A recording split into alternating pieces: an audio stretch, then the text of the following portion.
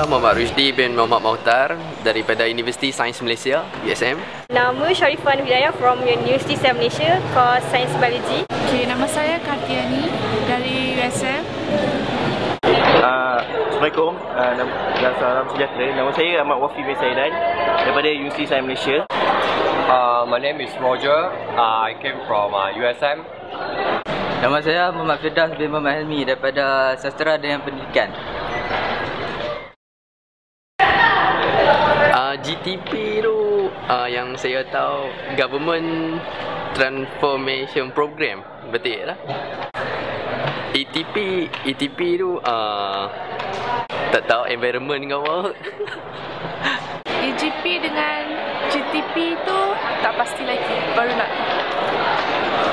GTP tu Government Transformation Program.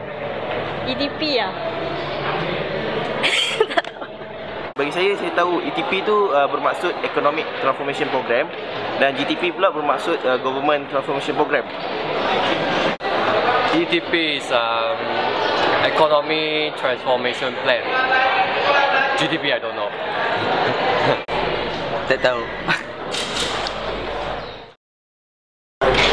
Program ni untuk memupus semangat keusahawanan bagi membolehkan para pelajar khususnya mahasiswa dan mahasiswi USM berkecimpung dalam bidang keusahawanan.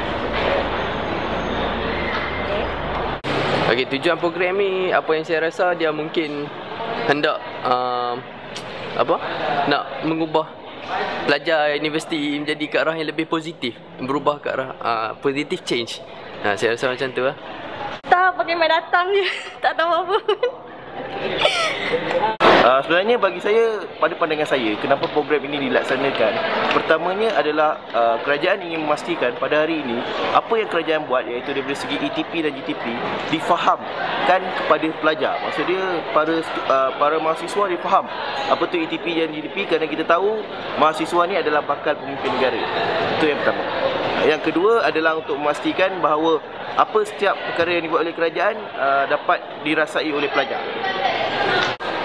If there is any activity, I will attend the activity and see what I can support lah. Untuk ni lah remaja.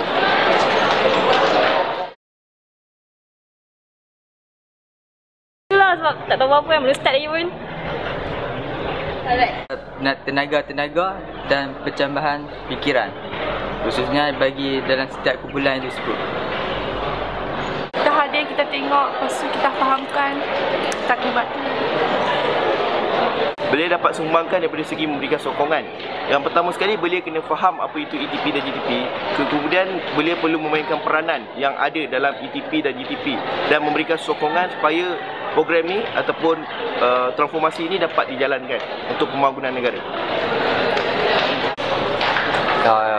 This program, I think, is to create awareness and give us some personal development. Thank you. Dari segi tenaga kerja lah kot. Belia kan.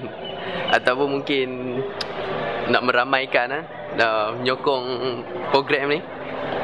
Sebab kita sendiri pun sebagai pelajar universiti, sebagai belia. Okey.